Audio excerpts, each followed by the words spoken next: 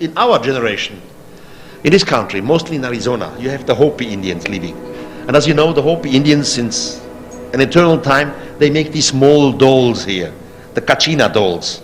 Now ask a Hopi what in reality is a Kachina. Ask an old Hopi.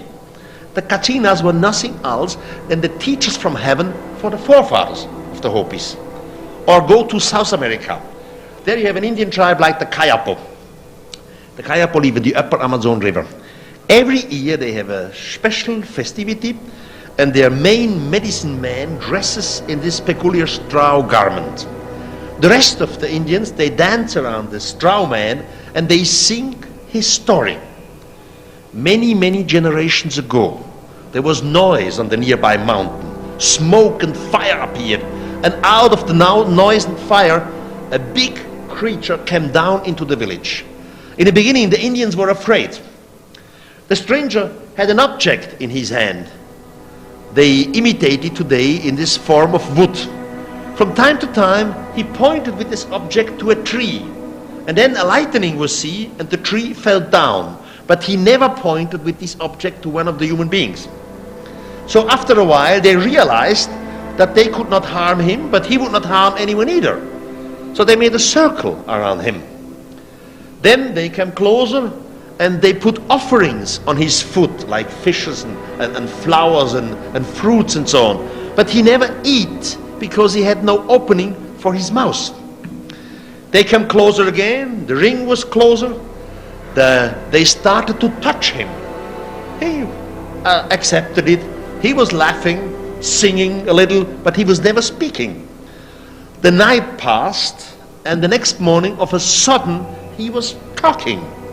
Now everybody wanted to know something about him. And he slowly explained, well, he could not speak yesterday and during the night because he had to learn their language first. He stood a few days with them, and he was their first teacher. He was the one who installed their first school. It's the House of Youth, still in existence today. He also gave them instruction in astronomy. This tribe, the Kayapo tribe, knows everything about our solar system, including the moons, including Pluto, of course with other words. They have their own language words for it. And when he disappeared, he promised to return in a far future, so that they don't forget him. Until today, every year, they make the holy dance for their teacher from the sky. Now, ladies and gentlemen, if I come up with some archaeological figures and I interpret them in my eyes, okay, you can be against it. That's a question of your school, a question of the dating. Soon as I come up with living mythologies, it's not a question of interpretation, because they are alive. Here you can ask them, what are you doing here? What's this meaning of this man in straw garment? And then they tell you the story. It's not coming to us, well, we have to look at this in a different way. We have to explain it psychologically or theologically. I'm sorry, they tell us the truth. We don't have to interpret something. This is living mythology.